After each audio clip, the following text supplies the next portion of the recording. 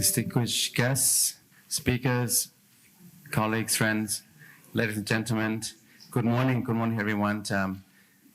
We will get started now. Please take a seat and feel free to move towards the front. This is designed to be a one-day conference, but we're squeezing into half a day, so we have a lot of ground to cover. I would like to first begin by inviting Ambassador Kasit Pirom to give us some welcoming opening remarks. Ambassador Kasit has been posted to many countries. I think he's probably the most posted, one of our most posted ambassadors, which means he's had many years of being ambassador. But he was ambassador to Japan at one point, and he also was a foreign minister in Thailand, Thailand's foreign minister during 2008 to 2011.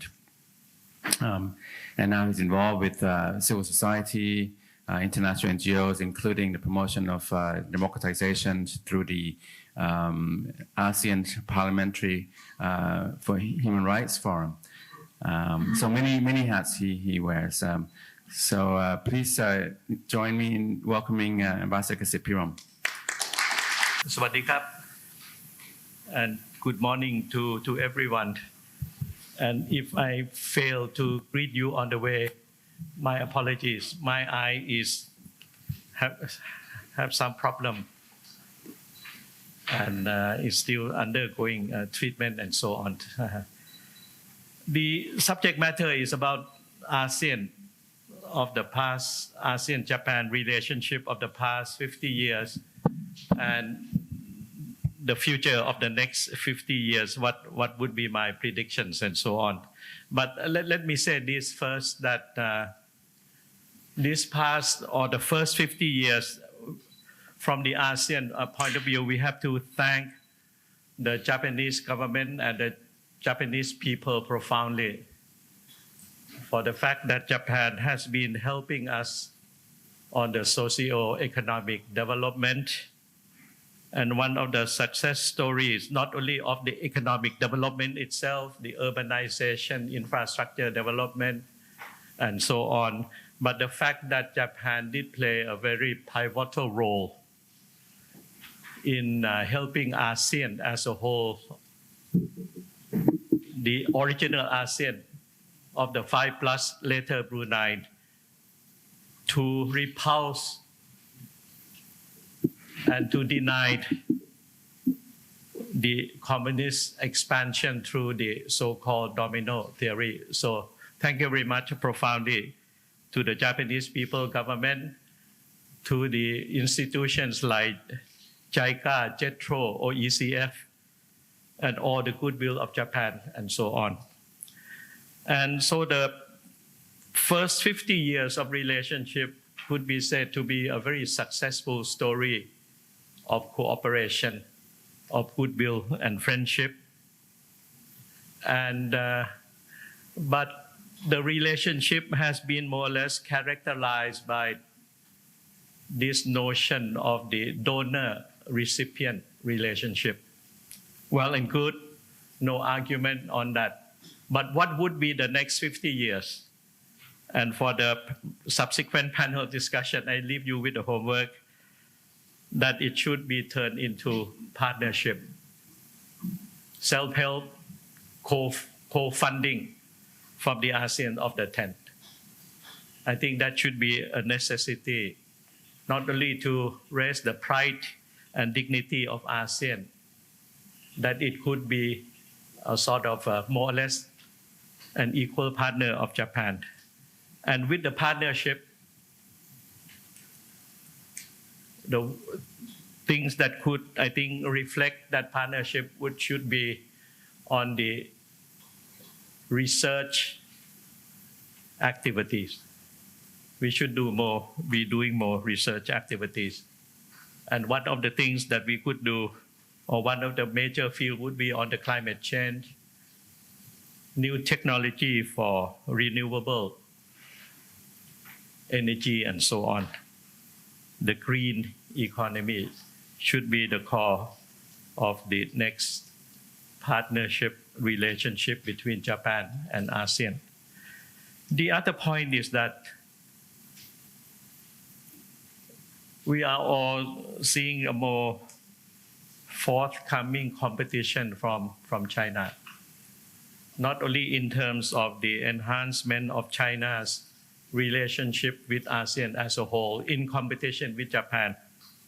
Of course, we talk about the Belt and Road Initiative and so on, the Asia Infrastructure Investment Bank and so on.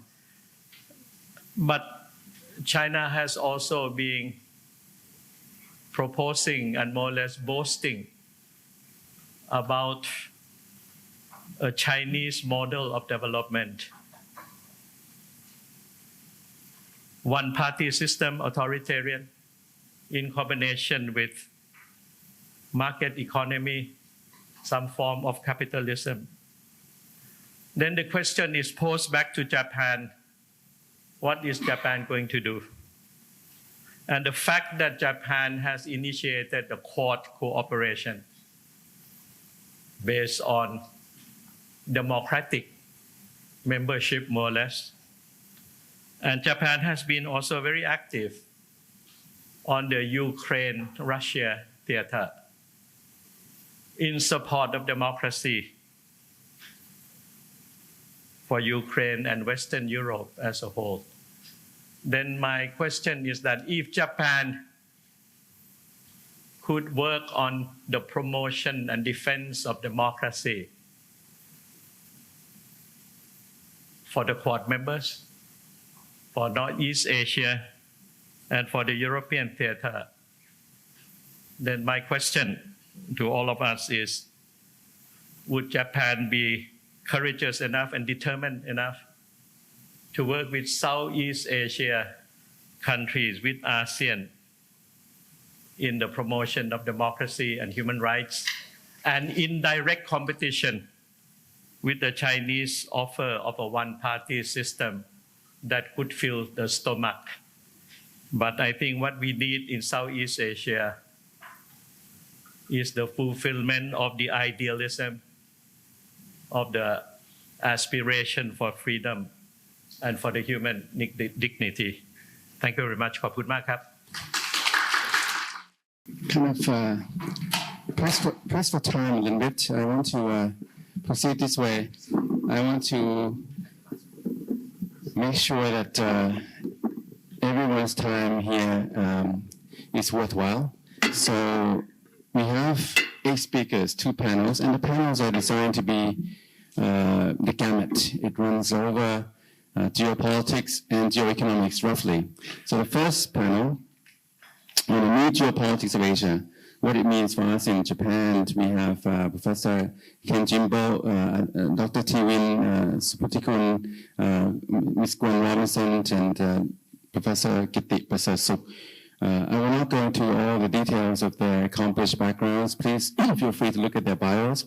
I'll just say that Professor Jimbo is a seasoned veteran think tank, analyst, scholar, but also a full-fledged professor from Keio University. He is president of the Asia Pacific Initiative, managing director of the International House of Japan, multiple hats, very prominent. So thank you for making the trip here to Bangkok, Kent. And I think we're going to kick off with you. And I think we have some speakers who have slides, not all, but the speakers with slides, please try to keep them concise as much as possible. What will happen today is that no one will get to have justice in their time to speak. I'm very sorry that we don't have more time. So we'll go in a couple of rounds. The first round, about 10 minutes or so. Ambassador Kassit, I think, has already kind of laid the ground for the last 5 decades. It's a remarkable time. Today we're looking at broad contours, not just specific issues, certainly China and issues Ambassador Kassit raised, but in the last 5 decades is breathtaking, right? I mean, what Japan has done, where Southeast Asia has come from since 1972, 1973. This is partly a commemoration, this half-day conference of the ASEAN-Japan relationship. This has gone back 50 years. Next year is a big kind of celebration. Japan has been instrumental, I think, in the regional economic development in Southeast Asia. the rise of ASEAN in the 1960s, 67, the last 55 years, but a lot of headwinds, a lot of issues, a lot of headwinds. I don't want to preempt your remarks, and we want to look at those headwinds. We also want to look at the next decade or two, if not 5 decades. Not just the next year or two, but the next decade or two, 2020, 2030s. What should we be expecting? What it means for ASEAN and for Japan's role in the region. So, Professor Ken Jimbo. Well, Professor Titinan, thank you very much for your kind introduction. And let me begin by thanking Professor Titinan and organizers for giving me an opportunity to speak on the celebrating on the Japan-ASEAN 50 years anniversary that we're going to have next year. I was very much heartened by the remarks made by the Ambassador Peron that the 50 years of the ASEAN-Japan relationship is the successful milestones and footage that we are going to have. But I think if we would like to make another 50 years more successful, I think we really need to look at the geopolitical, geoeconomical conditions that may not allow us to, have an autopilot in our bilateral relationship. So let me try to lay the ground of what has been the benchmark of the 50 years of our relationship and what has been the current dynamics surrounding Japan-ASEAN relationship and where we are heading towards our futures. So could you go to the next slide? Should I do it myself? Oh yeah. So I think one who studies Japan-ASEAN relationship cannot really overlook the importance of the 1977 Fukuda doctrine. And I think it was a coincidence by Japan become an economic power in the international economy. And it was expected to be to take an international responsibility, especially with the end of the Vietnam War. ASEAN was in the space where it need to reconfigure its sub-regional order, and Japan needs to be, as Titinan has mentioned, that to be instrumental in supporting its institutional resiliency and the political stability. So, but in a way of addressing how Japan can really, reach out to ASEAN. Ambassador mentioned about it was a donor-recipient relationship, but I think what the Fukuda tried to have is how to overcome such types of the hierarchical relationship to be transformed into a more heart-to-heart liberalized relationship because Japan is not really trying to tell what ASEAN should do, but I think it is the joint project that the Japan and ASEAN can move it forward. And this is, I think, the spirit it has laid out for many decades, inherited by any of the succeeding prime minister, wherever the ideological grounds might come from. But the Fukuda doctrine has been there for many decades. And number one is the addressing that Japan would not become the military power. It's lots of wounded memories of the Japan-ASEAN relationship in the past years. But by declaring that the Japan would bring about the brighter perspective of the relationship, and that is something that Japan should commit. And the second, heart-to-heart understanding, and third, equal partner of the ASEAN. So that really tells that the Japan-ASEAN relationship will become successful if ASEAN, takes its own initiatives, and if there are lots of interests could be met together with how Japan should really, interact with ASEAN, and then let's move those kind of, duplicated mutual interests moving forward. And that is something that I think outlined in the baseline of the Fukuda Doctrine in 1977. And by looking back to the half century of the Japan-ASEAN relationship, we have lots of milestones and evolutions in our relationship. And I'll try to bring down to the 6 phases. And phase 1 is, as you see, it was a post-Vietnam stabilization processes where we, found ourselves as a partner of the ASEAN, and we became the informal dialogue partner in 1973. So this is where the counting started as 50 years. And then the Phase 2 is the Plaza Accord in Japan's expanding FDI in ASEAN. And one of the biggest trigger that the Japanese company had massive inflows of the FDI in the Southeast Asia is as a result of the appreciation of the yen dollar rates. And there was, I think, significant momentum that the Japanese company moved out from its company, and then major supply chain value chain has been created in Thailand, Indonesia, and many of other ASEAN member states. And number 3, I think this is the moment where our relation has become more strategically oriented, because both countries have faced the real problem of the economy. That's 1997 financial crisis, and where IMF, United States, and existing international financial institution didn't, necessarily provide the adequate steps for the rescue packages.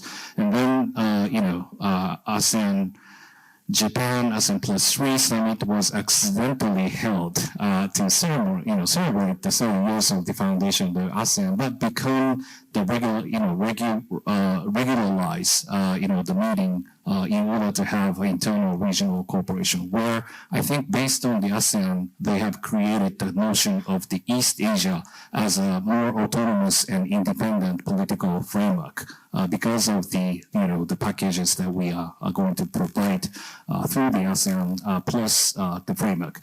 And then that was also be based on the East Asian Summit in 2005. There's lots of back and forth about what kind of modality, what we are going to have.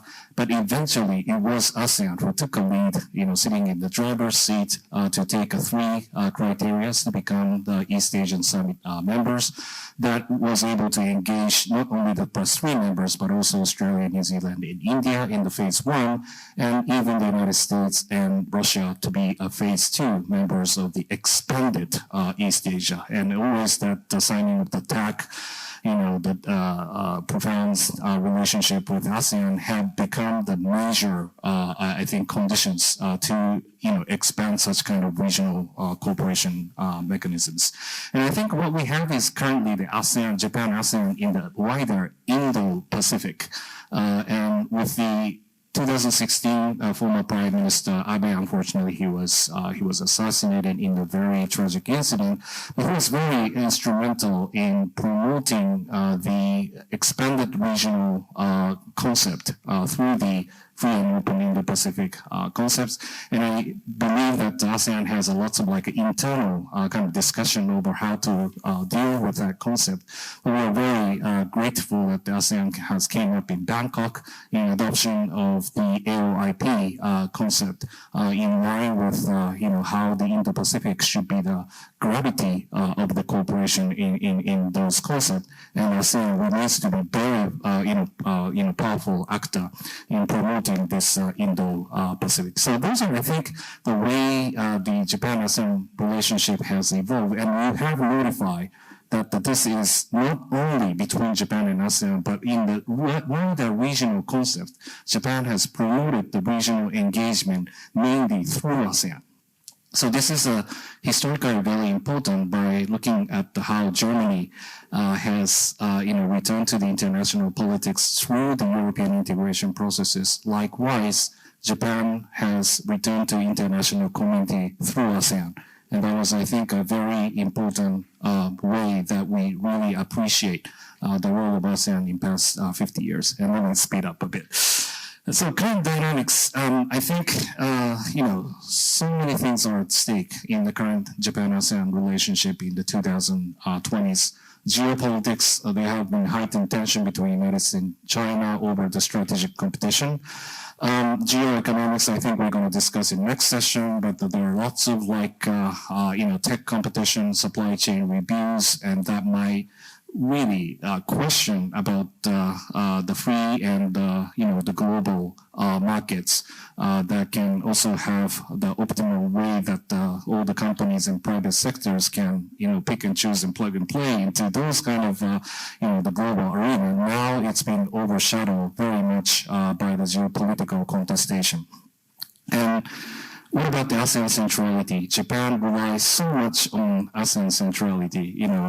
Japan, Korea, China, United States, nobody takes the leadership in the regional cooperation because we have lots of rivalry relationship with each other. Because of the ASEAN's, neutral and also the very fair way of managing and engaging in major power relationship that was irreplaceable role as of today to forge any kinds of regional cooperation in East Asia.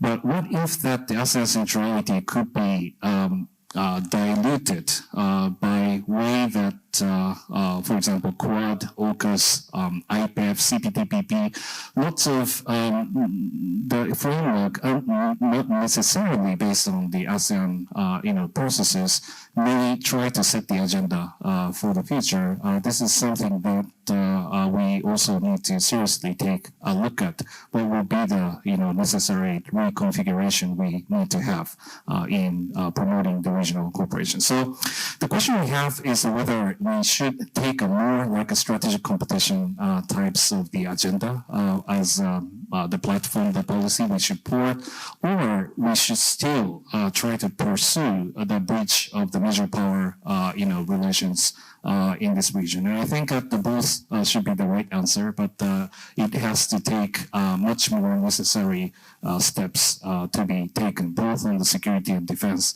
and also on the geoeconomic outreaches. And I won't try to go in too far. But I also like to refer to the change of the power.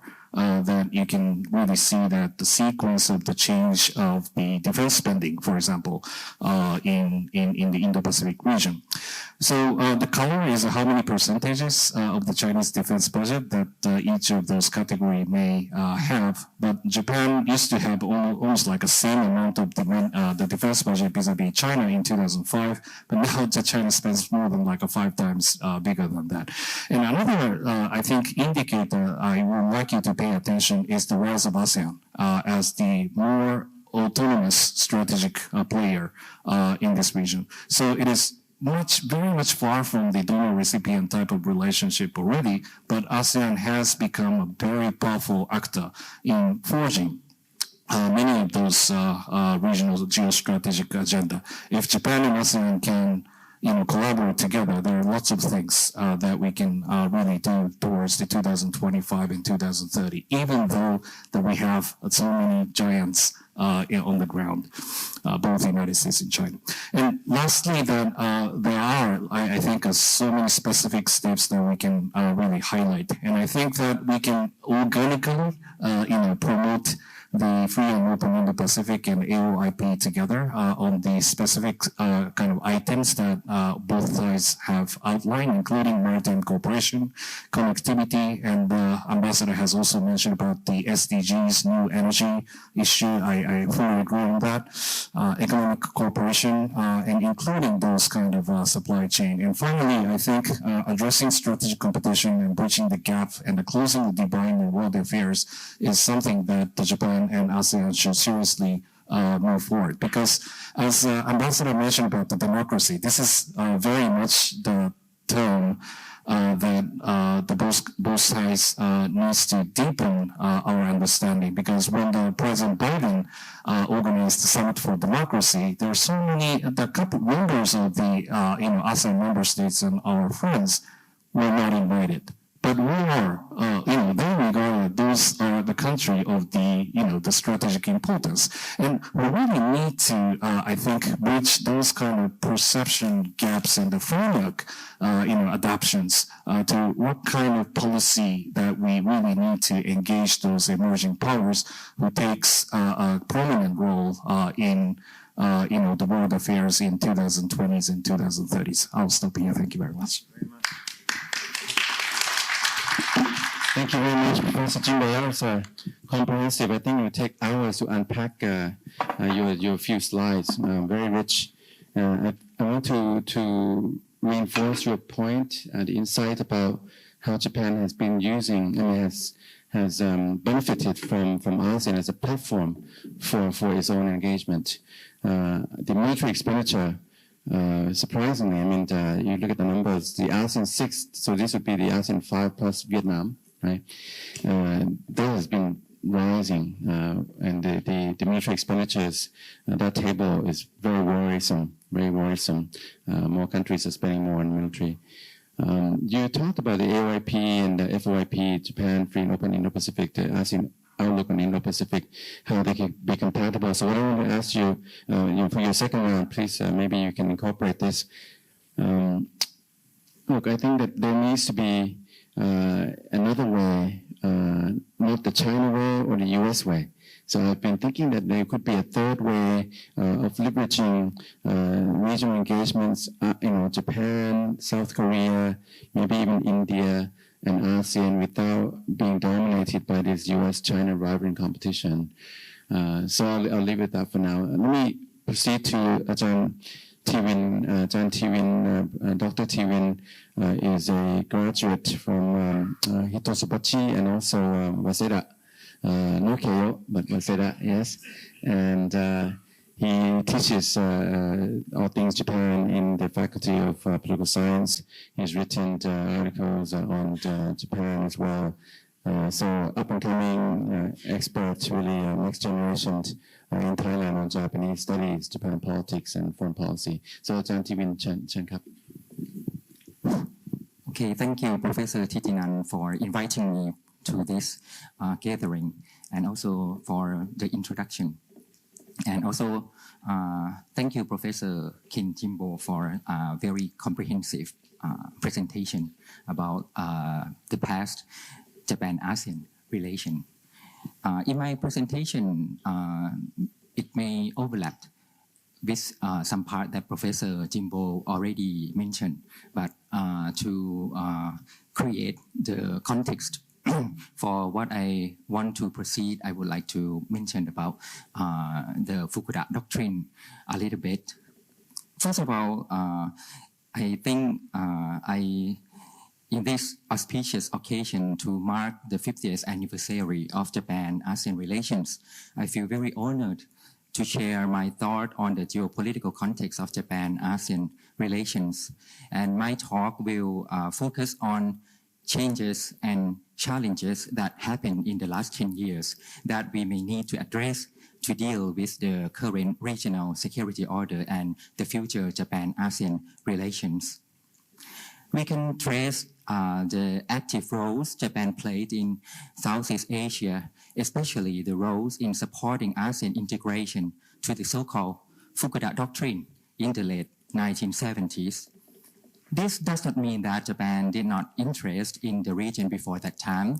In fact, Japan can be credited for thinking of East Asia in terms of regionalism from the time it promoted Greater East Asia Co-Prosperity Sphere, or Daito Akio Eiken, in the 1940s. But unfortunately, it was marred by the Pacific War. However, the Fukuda doctrine revived Japan's attention to the region in the post-war period, especially when Japan already became an economic power. With its new status, Japan became more conscious about expectation from others to see Japan play international roles commensurate with its status. So the Fukuda doctrine served this goal of becoming a responsible power to help weaker states and contribute to the liberal world order.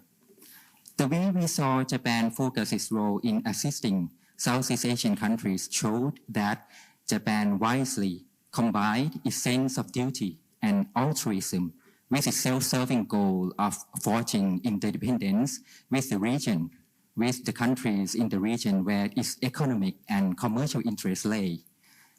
The Fukuda Doctrine was also the tool for reassuring Japan's neighbor in this region that Japan would not become a belligerent nation again by stressing that its roles would be limited to non-military role that was compatible with its pacifist value and its identity as a civilian power. Japan thus committed to be active in such areas as development assistance, ODA, and cultural exchange, which became the pillars for Japan's international contribution afterward. Under the Fukuda Doctrine, the Japanese government promised heart-to-heart relations on equal basis, and to support ASEAN integration.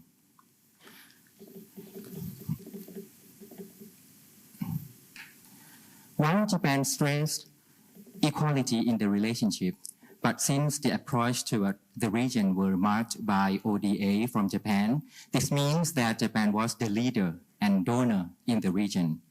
At the time, it might not have much expectation from the Southeast Asian nations to join Japan's attempts to contribute to maintain order. After that, in the post-Cold War era, Japan continued to play mainly civilian roles. Although it allowed the SDF to work overseas in UNPKO or UN peacekeeping operation, its duty was limited to non-use of force.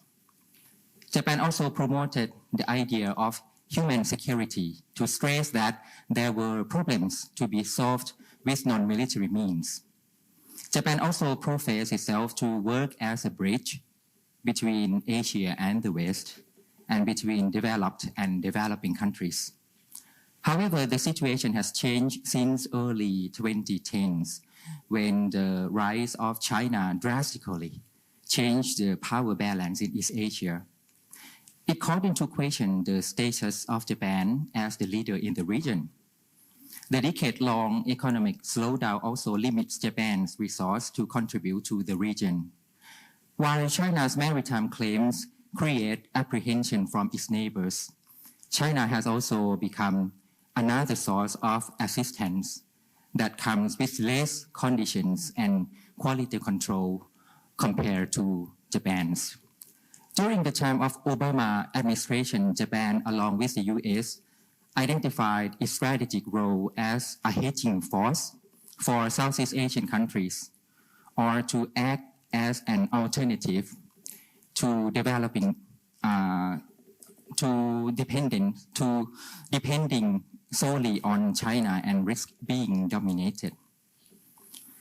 I think two changes are occurring in Japan-ASEAN relations, and it seems to reverse the course of Fukuda Doctrine.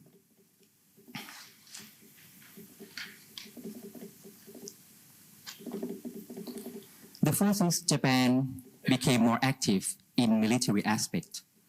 The second is Japan seems to regard ASEAN members more as partners and expect more from them in dealing with regional and Indo-Pacific order. For the first change, we can see that Japan engages actively in strategic and military issues, like concluding security agreements with more states and joining military exercises. This shift can be said to be the former Prime Minister Abe's legacy. With the new interpretation of the Article 9 of the Constitution in 2014, Japan can flexibly use the right of collective self-defense to help protect the US and perhaps Taiwan. By trying to deter China's unilateral attempt to change the regional status quo, Japan is now more vocal and pragmatic in strategic and military affairs. But because of its limitation in terms of military might, and that China is just too big to deal with alone, Japan knows that it needs a united front to balance against China, or at least to signal a warning that China's expansionism would not be tolerated by other states, big and small, in the region. That's why Japan tries to strengthen not only bilateral alliance with the US, but also forge other security groupings like the trilateral alliance with the US and South Korea, and such minilateral as Quad. The attempt to create the united front of like-minded countries to monitor China led Japan to expect countries in ASEAN to be part of this strategy to safeguard the status quo order.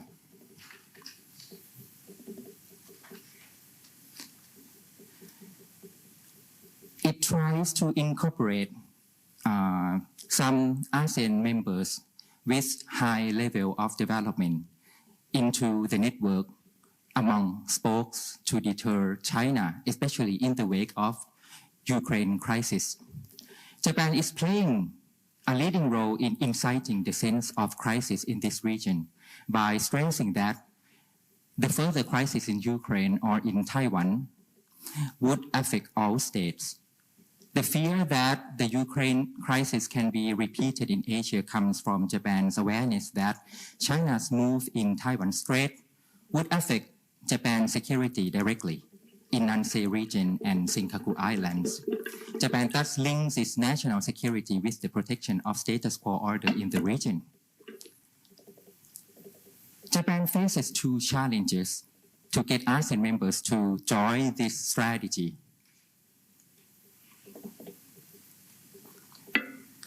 The first is different levels of threat perception among Japan and ASEAN members. The second is ASEAN members' preference to strategic avoidance and buck passing. This can be seen especially in the case of Thailand.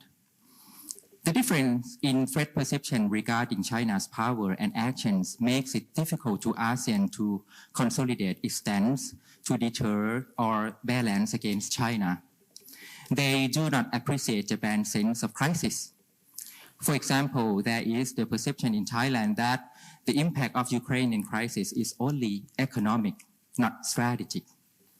Thailand plays it safe by not getting involved in the crisis and maintains business as usual ties with Russia and China. It believes that by not doing things to anger these powers, it could avoid conflicts and enjoy benefits from not taking side. So the tendency to abstain in the UN votings to condemn Russia reflects the preference to remain strategically ambiguous and continues to reaping benefits both ways from both relations with the West and with Japan and with China. Even when there is the sense of crisis, the tendency to think that the crisis will be solved by someone else, by others anyway, gives it reason to free ride or buck pass the responsibility to others.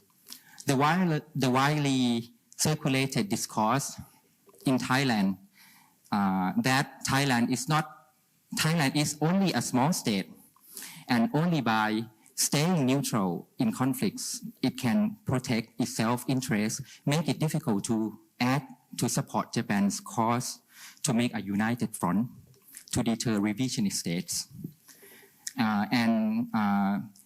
Some Thai people and scholars see Japan's concern as unnecessary threat inflation, so that Japan can gather support and also to create united front to balance against China. So there are some points that I would like to address. For example, what Japan should do to address these challenges. But maybe I will leave this for the next session. Thank you. Thank you very much. Thank you very much, Professor. Very rich presentation. I think the varying threat perceptions among the different Southeast Asian countries, I think, merit more attention and scrutiny. You also mentioned, John, about the ASEAN and Southeast Asia. You use it interchangeably. In fact, there's a distinction. And ASEAN now Professor Jimbo mentioned ASEAN 6, but I see ASEAN 9. It's not ASEAN 10 anymore. So when you look at ASEAN-Japan, ASEAN is no longer the same, and I've been actually saying a little bit that, we are seeing the end of ASEAN as we know it. There's a kind of another kind of ASEAN we have to conceptualize. So it's not the ASEAN that we think of in the recent past. ASEAN is in crisis.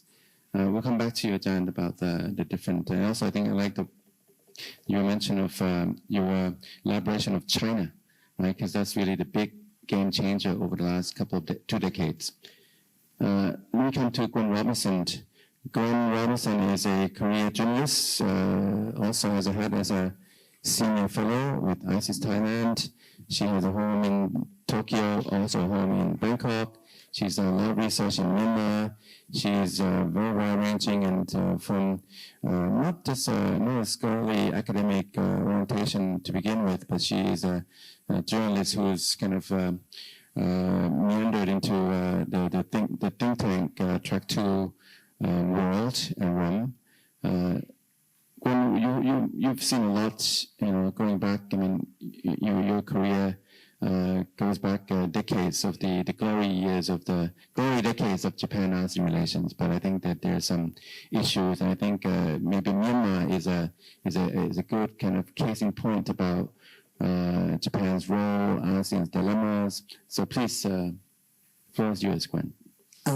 Thanks very much, John. There's nowhere to go but down after that glowing introduction. But anyway, as you've heard, I'm approaching this with a mixture, 2 hats, as a reporter in the region that has been observing it for some decades, but also through research, some of it extensive, particularly focused on the Mekong region. So I'd like to partly approach assessment of Japan's position in the region through the prism of the Mekong region, which is, as we've heard, is a particularly important aspect of Japan's relations with Southeast Asia. I'd also like to thank my fellow panelists for an excellent assessment, particularly Professor Jimbo of Japan-ASEAN relations, and look forward to hearing more about the Thai perspective. So I think overall, looking at particularly the last few years, I've come to the conclusion that Japan is now in an unprecedented position in this region. It's facing both a growing dilemma about engaging with rogue and authoritarian regimes such as Myanmar, which has brought a lot of international scrutiny and criticism, and it also has a golden opportunity in terms of both the growing distraction of big powers with all the huge issues going on in the world, and also, I think, the continuing US interest in building up buffers and warding off growing Chinese involvement and grasp on the region. So these are 2 factors that are shaping what I see as an evolution of Japan's approach to Southeast Asia and particularly to ASEAN. I think this is only becoming clear now. That said, I'd just like to tell one little story. I was in Tokyo a few weeks ago and dining with a couple of very senior Japanese diplomats, foreign office people, who basically, I was asking about threat perceptions. It was when North Korea was begun shooting off the recent wave of missiles. And I said, oh, you must be very worried about North Korea. And they said, actually, no, our biggest concern is Russia. And they were extremely worried that Russia, with Putin's threat to use nuclear weapons, and possibly, they weren't discarding the fact that Putin might eye Japan next, which I thought was very interesting, and I'd like to hear any thoughts from our Japanese colleague later. Anyway, back to Southeast Asia, I think the heart of Japan's problems really are what Ajahn Titinan mentioned, which is the fragmentation of ASEAN's cornerstone principles of centrality and non-interference. And this is overlaid, as Professor Jimbo eloquently put it, with the plethora of new frameworks, agreements and initiatives. So you mentioned CPTPP, there's also RCEP, the brand new US-launched IPEF, the Economic Forum, and the associated PGII, the Partnership for Global Infrastructure and Investment. These are all sort of a mixed bag of initiatives and arrangements, which I think add an extra layer on ASEAN's position and wants very clear kind of ways of operating and agreeing on trade and other deals. It's sort of served, I think, to not destabilize but fragment the whole power structures and frameworks in the region.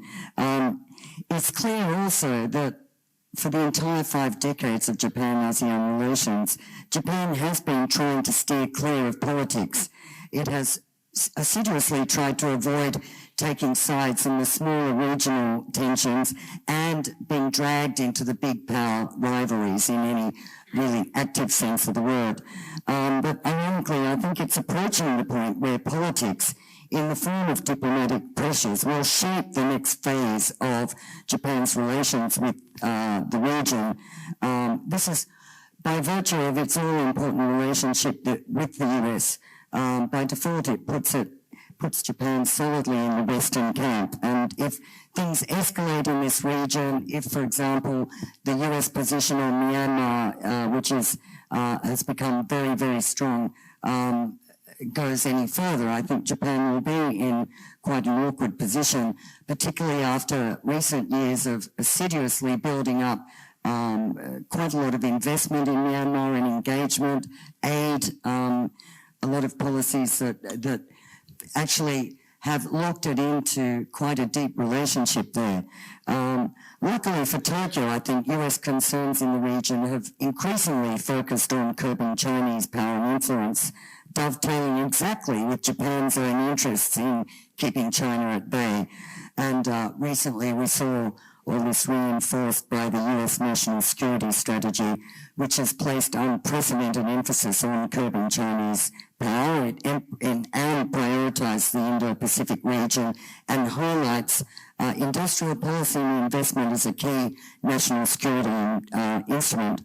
I think more broadly, the Russian aggression in Ukraine, rising regional alarm over North Korea's nuclear threats, and China's threats on Taiwan have all reinforced Japan's sense of vulnerability and reliance on the US security umbrella.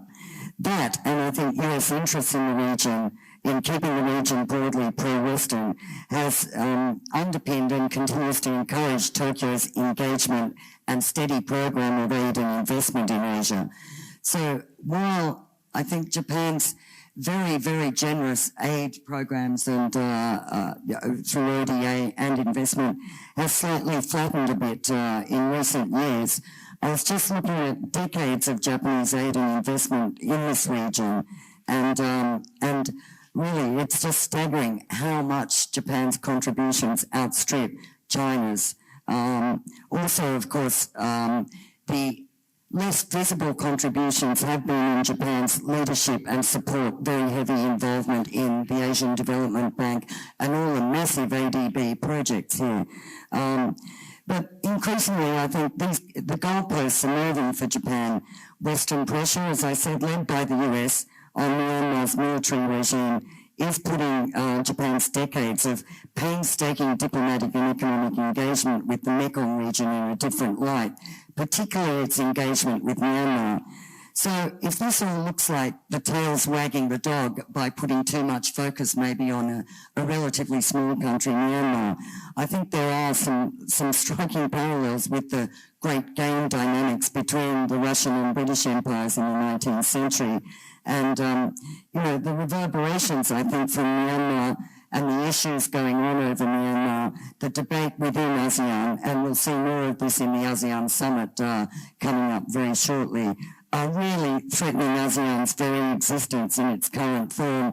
Dr. Titinan put it very well about the end of ASEAN as we know it, destroying these principles of centrality and non-interference. And this really does deepen Japan's dilemma.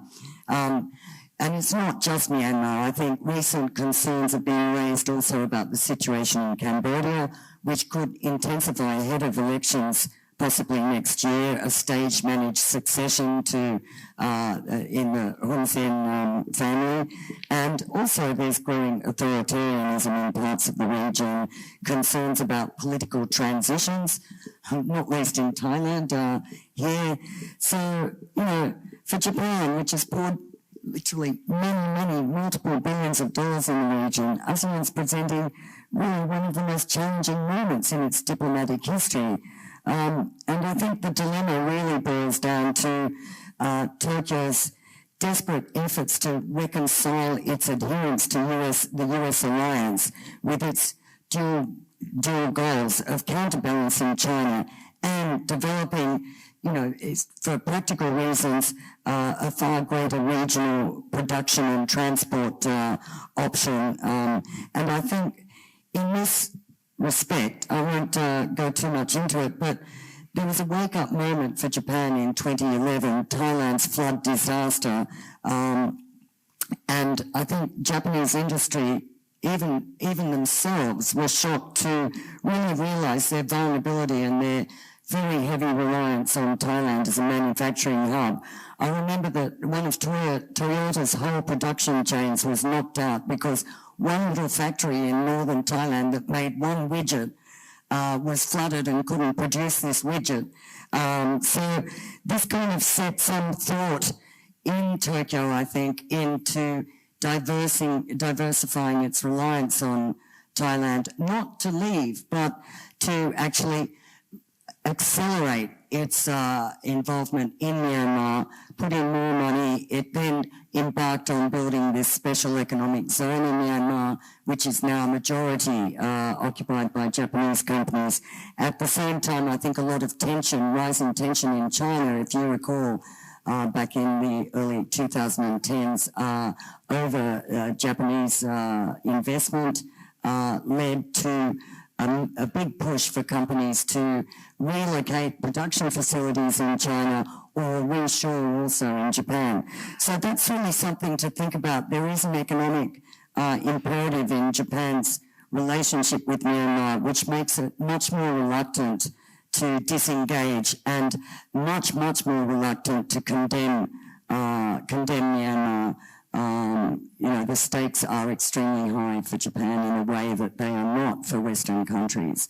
And I'll leave it at that, except for one other thing, which I think really is never really spoken about much, but I think it's also extremely hard for Japan in relations with Southeast Asia to hit leaders over the head about human rights abuses and lecture the region about authoritarianism, etc. The whole issue of Japan's war record, I think, does still hang heavy in the background, and Japanese leaders are obviously extremely uncomfortable, sort of, you know, going in and telling a leader of a Southeast Asian country, lecturing them about human rights abuse. So that does, I think, temper Japan's willingness to come out and particularly tie its policies and aid and actions in the region to criteria like the US has, and to impose heavy sanctions for human rights. And I'll just leave those thoughts there, come back to it. Thank you very much, Brent. I would like to just emphasize a little bit your reference, analogy of the Great Game. You know, the superpowers rivaling competition, and the result, the byproduct of the Great Game, we're seeing ASEAN Southeast Asia is being picked apart. You know, the ASEAN centrality has been undermined by this new Great Game, if you will. I also want to just mention to the audience that, you know, Prime Minister Kishida in Japan, and you must know about this, Ken, that there's a kind of a committee has been asked and invested with the authority to come up with some recommendations about ASEAN, Japan, Japan, ASEAN for the next 50 years on this occasion.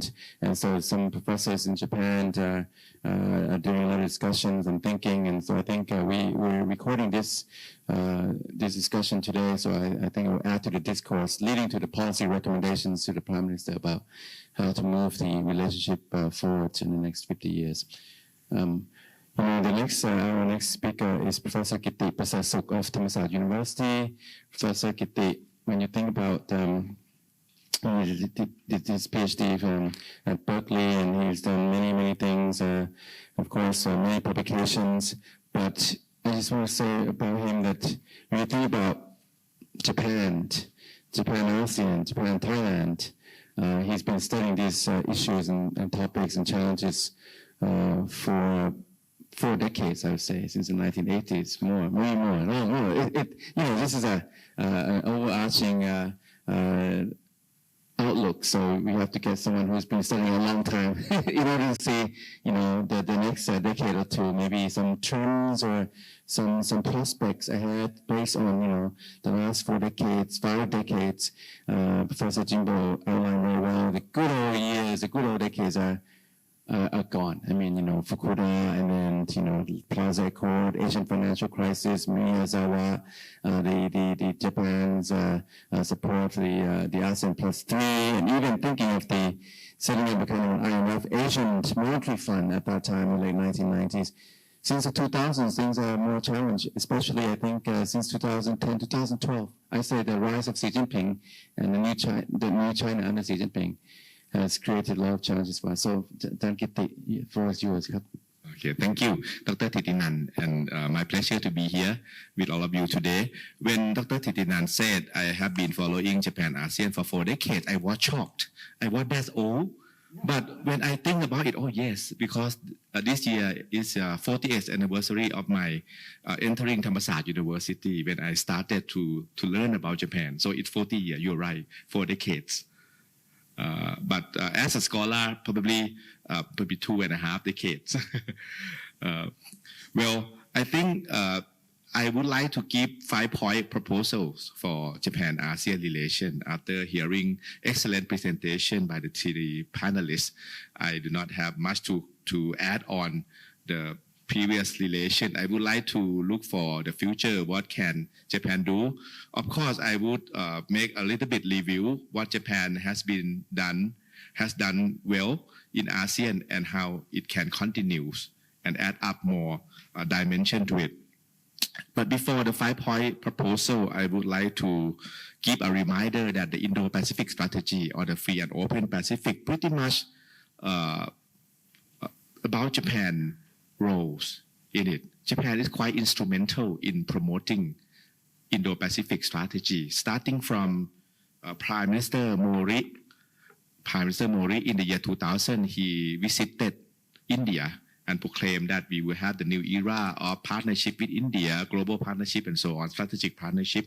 And after that, Japanese Prime Minister continually visit India, and Indian Prime Minister also visit Japan alternately every year, most of the time.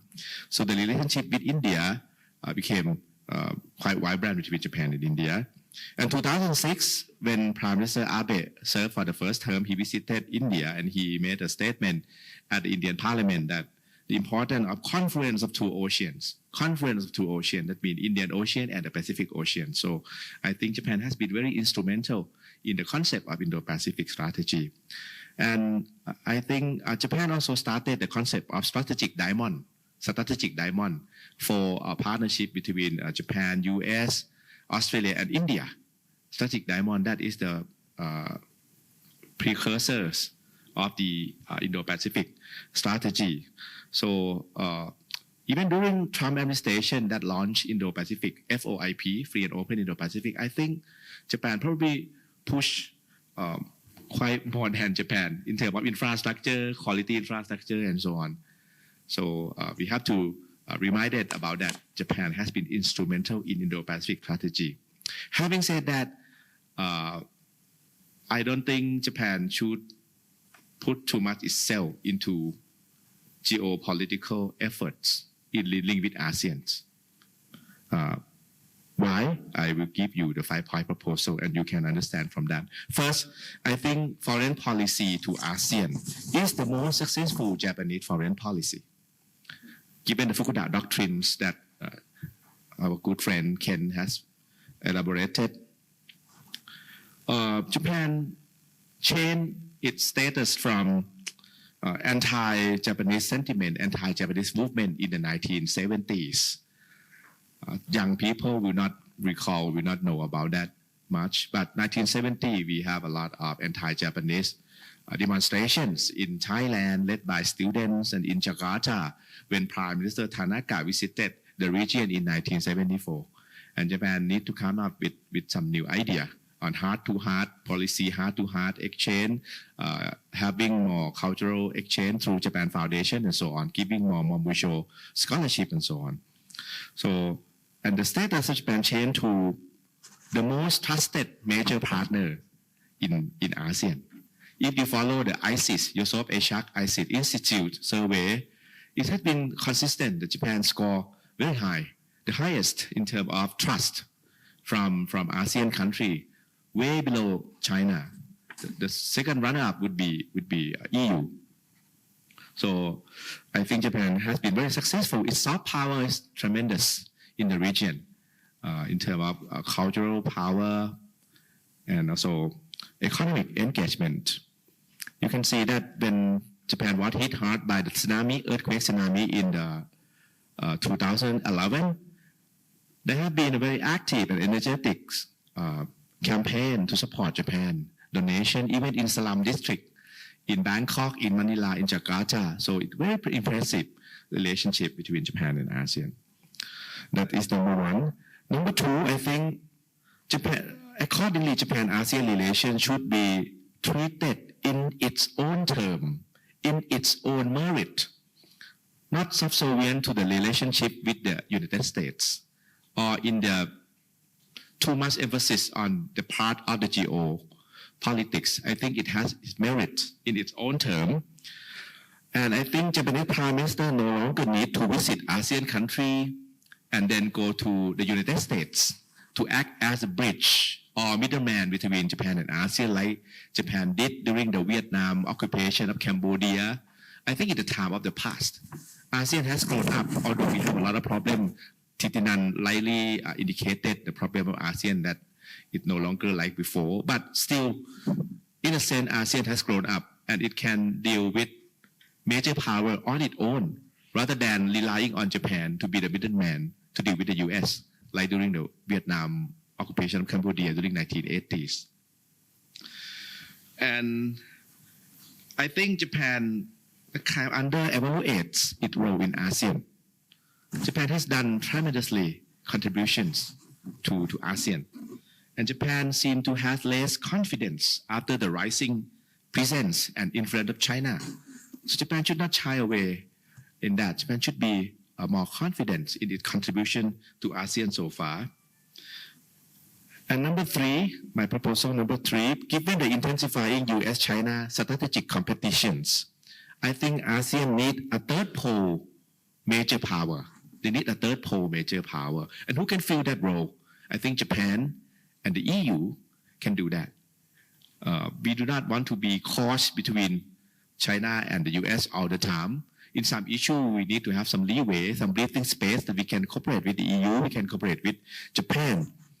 Of course, Japan has to cooperate with the US on many issues. EU as well, with the Russia-Ukraine crisis, EU country getting closer to the US more, but still they can still keep some independent stand on some issues that we can cooperate together with ASEAN. So Japan should have some independent engagement, independent cooperation with ASEAN in some certain issues. And number four, what Japan can do if we follow the three pillars of ASEAN community: economic, security, socio-cultural. I would like to add environment at the fourth pillar. For economic, I would leave for our colleagues in the next session to elaborate more, but I would like to mention here on the investment strategy of Japan. in the region. I think Japan should make it clear what would be its investment strategy in the region. Thailand has been nervous in the past a year or two when, for example, Panasonic electric appliances just closed down its factory and moving to other countries. So it should be clear that Japan would continue invest in ASEAN country or in Thailand, maybe moving up value chains in higher products, for example, that would pacify the sentiments of ASEAN country if Japan can lay down that kind of master plan of investment strategy. Of course, it's more private sector, but ASEAN may like to get some idea what would be the engagement, economic engagement with Japan.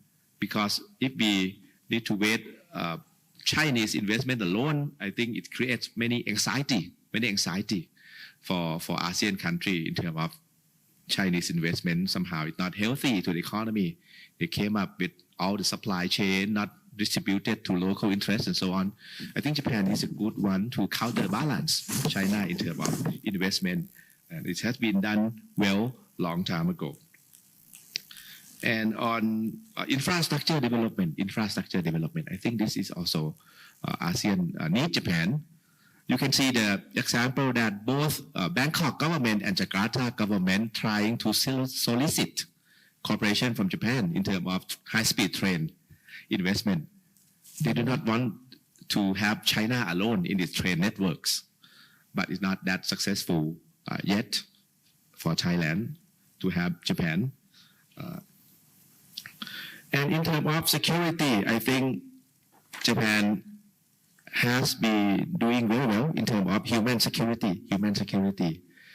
Cooperation on piracy, information sharing center, recap center in Singapore in the early 2000s. HADR, humanitarian assistance and disaster relief. I think this is the primary area that Japan can help, and Japan has expertise in terms of disaster management very well. And cyber security, I think this is the area is very interesting.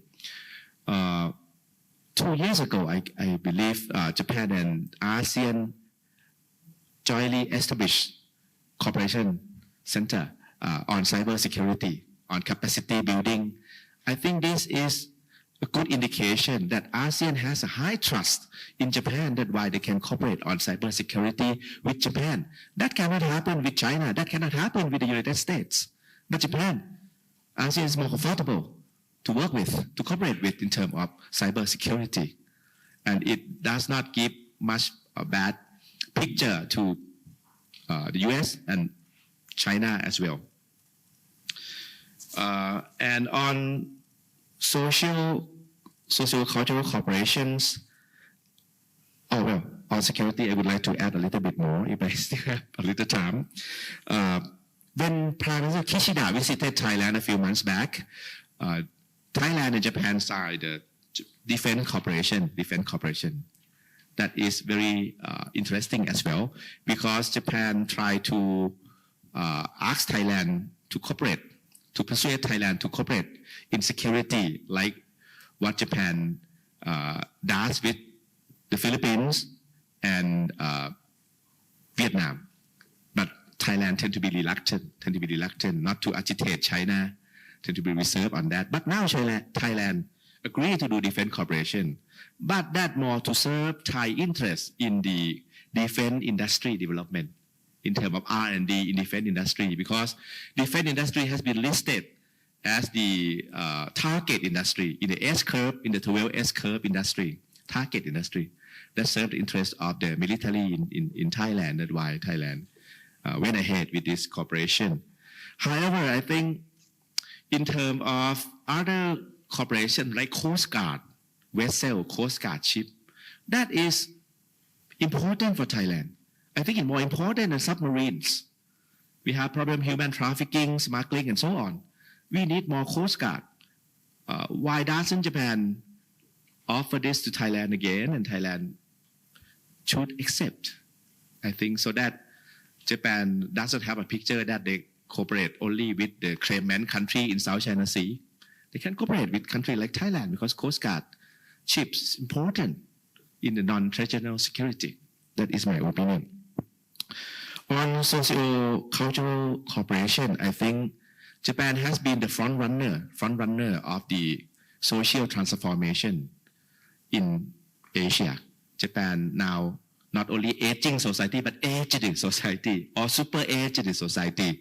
So Japan has learned some lesson. Japan can offer good practices, something that may be a failure that can be the lesson for other country, particularly country like Thailand. We are entering aging society very fast.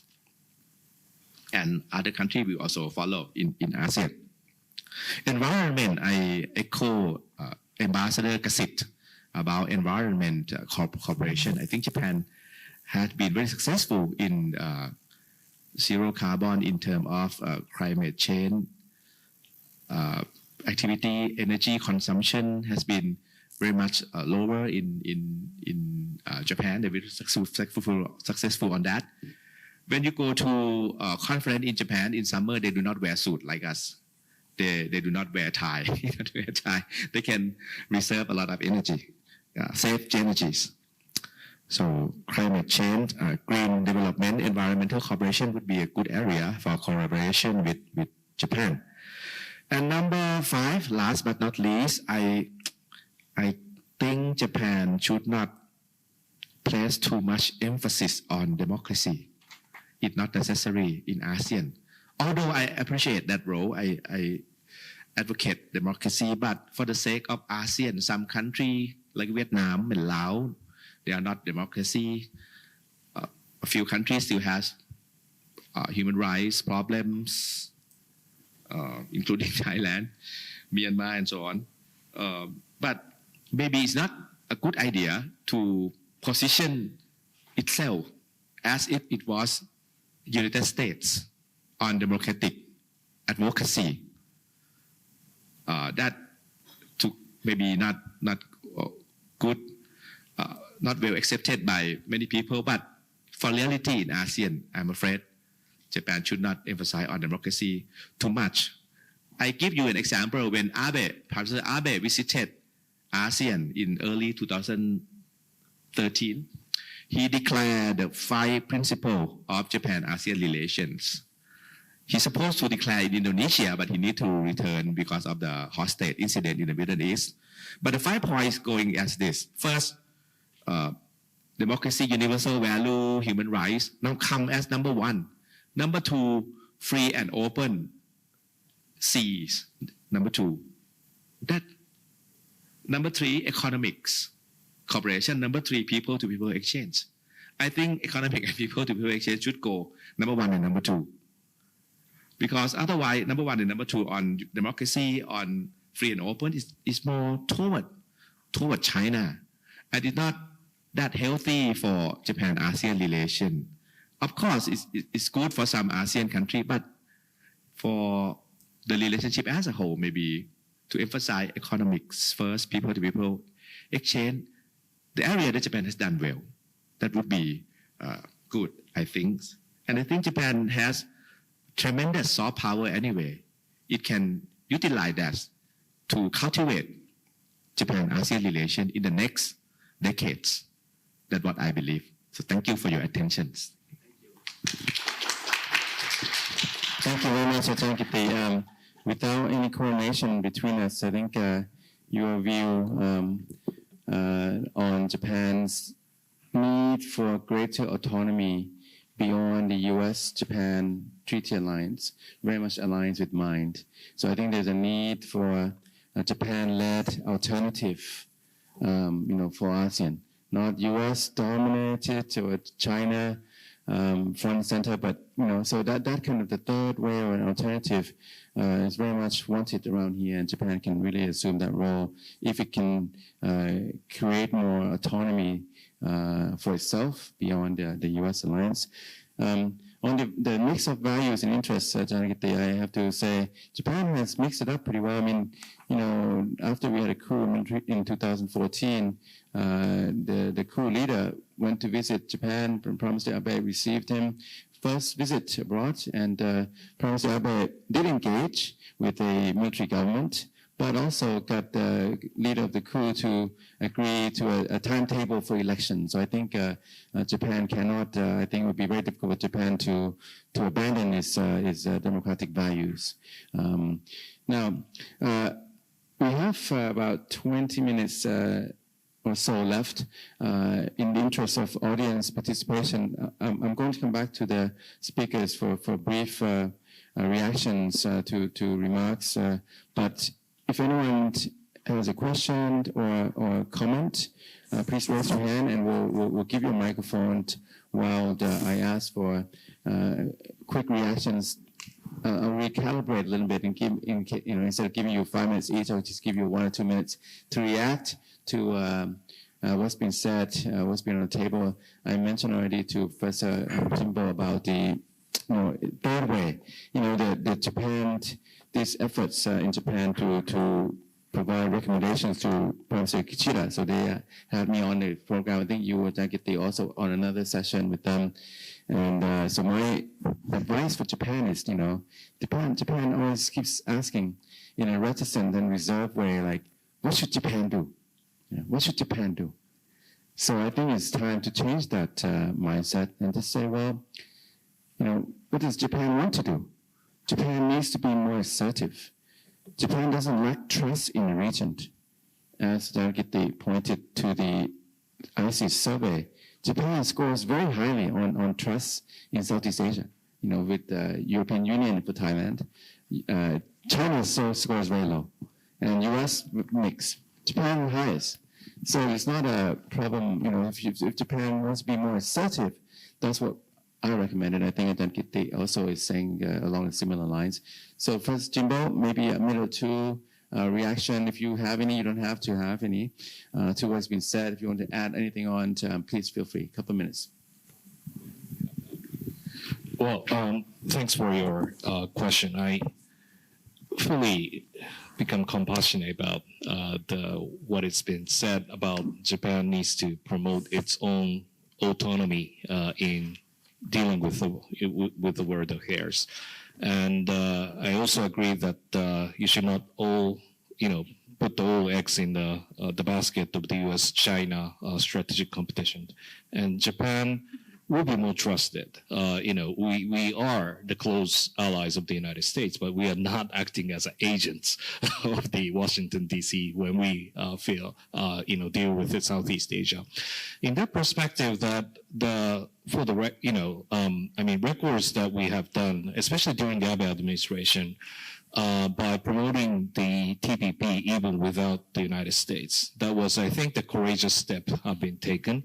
We also promoted the RCEP, that is also, without the United States, and even without India at the final stage, and Japan finally, accepted. This is the platform we should move it forward. And those are, I think, some of the benchmark that we really need to highlight Japan as a more autonomous actor in that regards.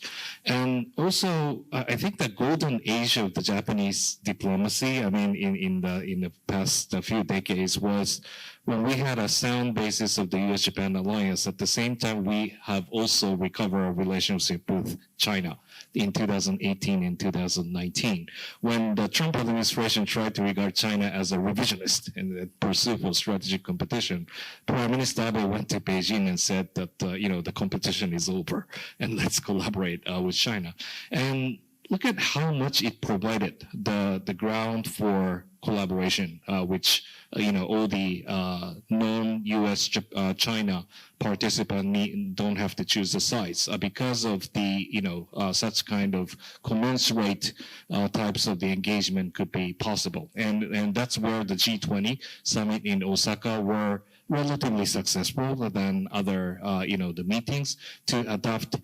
For example, data free flow with the trust couldn't be imaginable if the Japan-China relationship was in the antagonistic waypoint. So that I think those kind of lessons were quite important in a way that Japan can promote its own relationship. And by the way, I think as you mentioned about the third way, customization of our interests. For example, the Uber didn't work well in here, but the Grab is okay, Gojek is fine.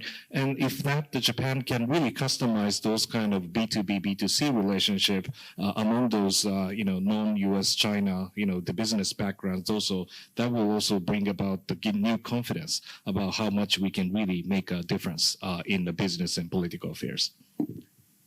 Thank you. You mentioned the Abe trip to China. There was supposed to be a reciprocal trip by Xi Jinping to Japan, but then it was, I think, marred by COVID.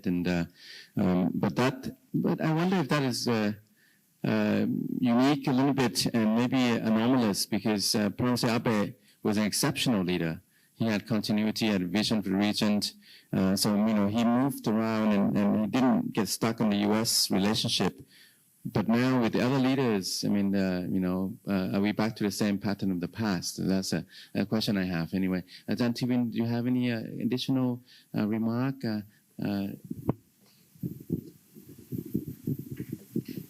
Responding to the idea that Japan or maybe the middle powers in Asia like Australia or maybe EU can serve as an alternative or maybe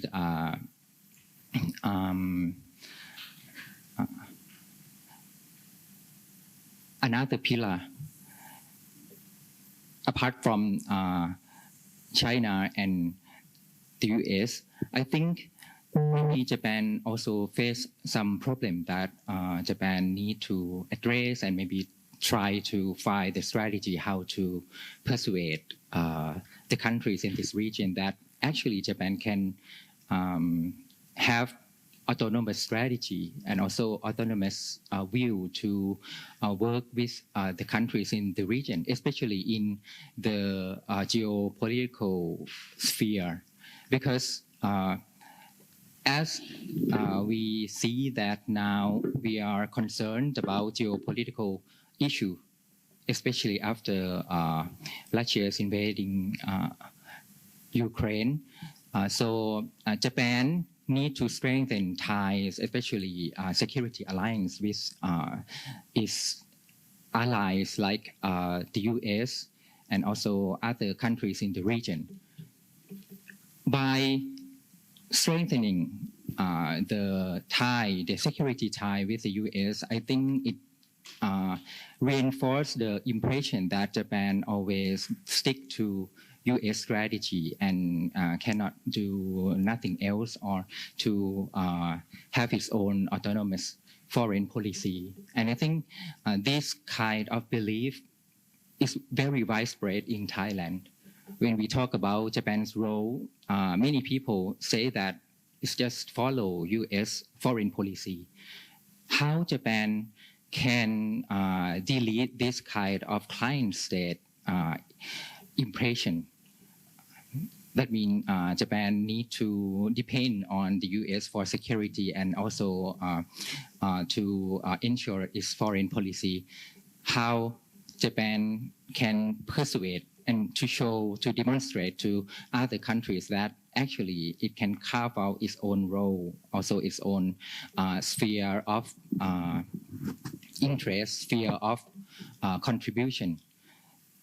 As Professor Gitti suggested to us, I think there are many possibilities that Japan can do that. But the problem is in the sphere of geopolitical issue. So perhaps if Japan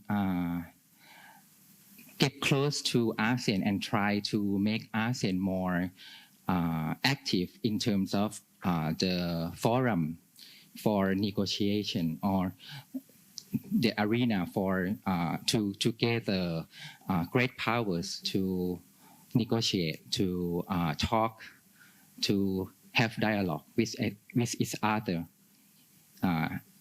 as an alternative to using force.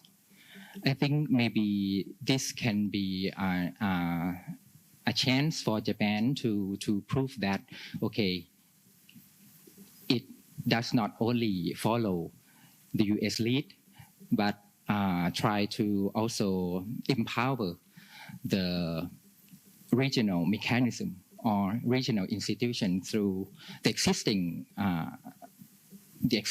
organization like ASEAN to work as an alternative to great power rivalry.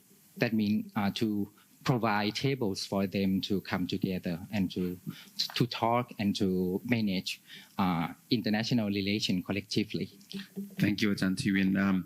So if I may, I'll just table this for Japanese officials and maybe as a takeaway for Professor Jimbo to go back to Tokyo with is this recommendation of greater autonomy for Japan above and beyond perhaps the US-Japan alliance. And Ajahn Tiwin used the word client. You'd be surprised, there are a lot of perceptions that is the case.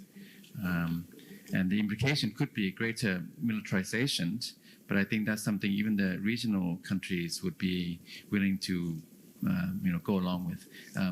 Any additional comment? Yeah, I do. I actually was, you did remind me, was it you, Professor Kitty, the IC survey about attitudes in the region to Japan. I thought that was staggering that Japan rated as the most trusted.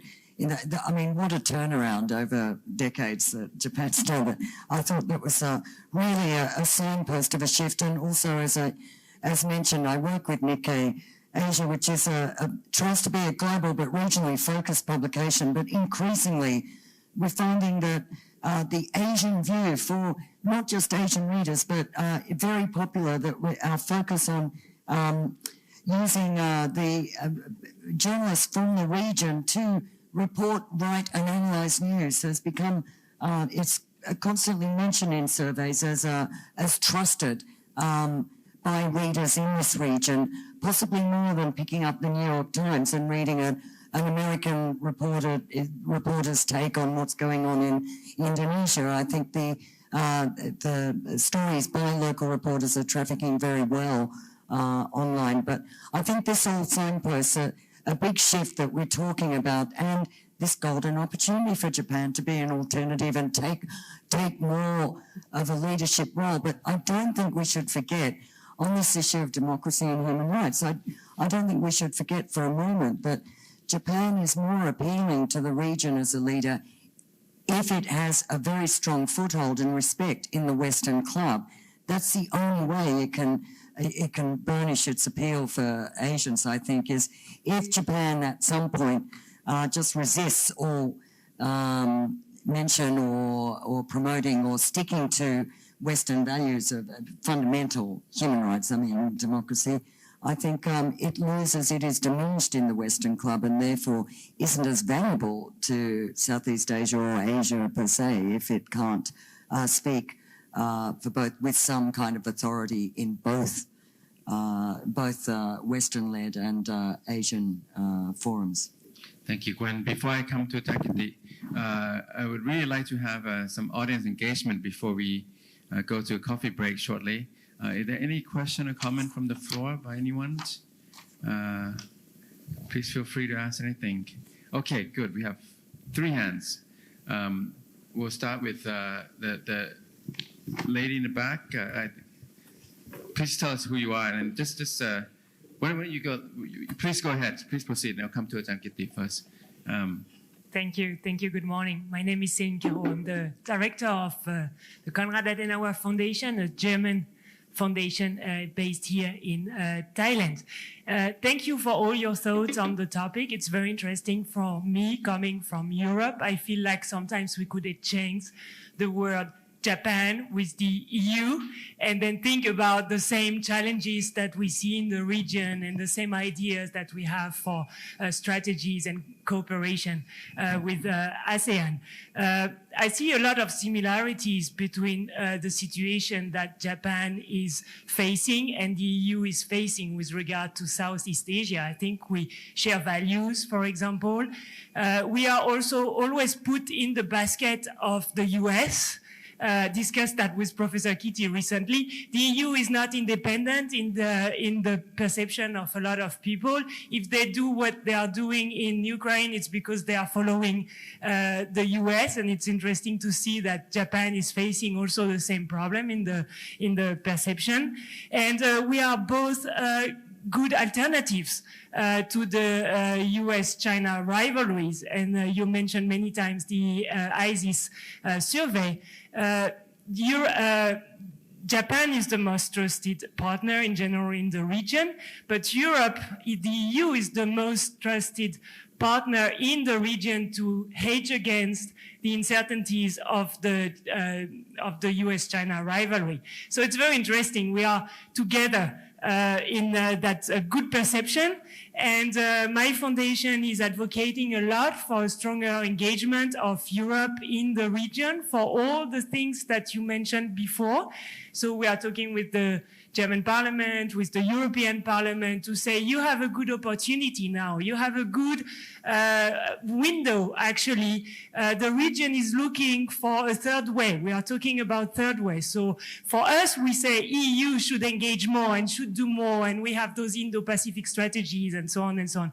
So Professor Ken, I was wondering, you said many times Japan should do this or Japan should do that. Professor Titinan, you said it's time to go and just do it. So what are the thoughts, though, in your government with regard to ASEAN and the region in general? What is Japan's strategy right now? Just a small question to all the panelists. What about ASEAN going through the neutrality route based on the TAC, the Declaration on the Zone of Peace, Freedom and Neutrality, and the nuclear-free zone? If ASEAN were to take the neutrality route, would that facilitate Japanese full cooperation in every sense of the word? Thank you. Thank you very much, Dr. Titinan. It's a great pleasure to be here and to see longtime friends. Let me be brief. My question is to Dr. Kitty. You mentioned that the Coast Guard is important for Thailand, but yet it doesn't seem like there's been support from Japan to Thailand in terms of improving its Coast Guard. It sort of gets to the question that Dr. Titinan was saying, that Japan needed to be more assertive in saying what the region needs, as opposed to asking, what do you want? I guess it confuses me a bit. I mean, what if Thailand needs a greater capacity in terms of developing its Coast Guard, why doesn't it ask Japan? And if Japan realizes that Thailand needs Coast Guard capacity, why doesn't it just say, we want to offer this to you? Okay, thank you very much. So I'll come to Ajankiti. First, I think you had some very concrete suggestions about cooperation in Japan, I think, and it's all recorded, so I hope that the Japanese officials will see it later. But on this question about the capacity and Coast Guard, and anything else you want to add at this time? Okay, about the Coast Guard, I do not know the detail, but as far as I know, Thailand tend to be reluctant when cooperating with Japan in terms of security for fear of Chinese agitation and so on. So Thailand has been reluctant so far. But this year we have the defense cooperation. I think it's a good start to open up for new path of cooperations. So I think Coast Guard can be a good venue of collaboration. If I was correct, Japan used to discuss about Coast Guard with Thailand before, when Japan offered to Vietnam and the Philippines, but Thailand hesitated. Thailand was very reserved. So I think probably it's a time to discuss about the security need of Thailand and Japan can contribute. I think that can be the area of discussion in the future to deal with non-traditional securities. And that also give a good image of Japan as well, that Japan does not give the vessel to only the Philippines or Vietnam or Malaysia, only the claimant country. Japan can work with ASEAN as a whole. That is the key point. The bottom line of my point is that about democracy and so on, universal value, free and open sea, Japan should not subservient its interests, subservient its relation with ASEAN under U.S.-China relation or the rising China. Japan should not be only reactive. Japan should be proactive. If you talk about assertive, maybe another term, proactive. Japan can be proactive to see what might be the need, security need of ASEAN country, or we offer you. And we think that is very important. I think why Thailand has been reluctant, because Thailand think, probably this is the rivalry with China, put into the US-China competition and so on. That make ASEAN country uncomfortable, not only Thailand, I guess. Okay, thank you very much, Ajahn Kiti. I'll just have to beg for patience from Gwen and Ajahn Tivin. We have a coffee break now, but I'm just going to come to Professor Ken Jimbo for last remarks and answer to these two questions about, what is Japan going to do? Keep asking about what should it do? Does it have a plan? And can ASEAN be neutral based on TAC and ZOPFAN? Well, thank you very much. I think I truly got the sense of what Professor Kiti tried to say about, and don't bring in the competitive elements in Japan-ASEAN relationship in the purpose of competing with China. But it doesn't mean that the competitive elements should be neglected, because, I think cultivating the ASEAN resiliency in order to resist against the coerciveness of China is everybody's problem, right? But don't really try to make it as a tool, your tool to compete with China. And I think those are nuances, very important to be reminded whenever we try to pursue the strategy, including those details about Coast Guard cooperation. So Coast Guard for law enforcement capacity is definitely important for everybody, but not only for the purpose against China, right? So that's, I think, a great takeaway from this. I think what Japan is trying to do with ASEAN has been numerous aspects, because our relation has already been very comprehensive, and every year in the Japan-ASEAN summit, we have come up with lots of work schedule, joint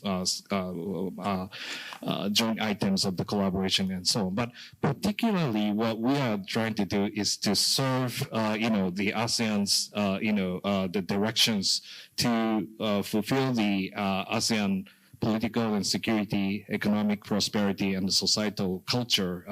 Those pillars fully met with Japan's engagement to be prosper together. So all the details can be found in many of the items that is in the working schedule.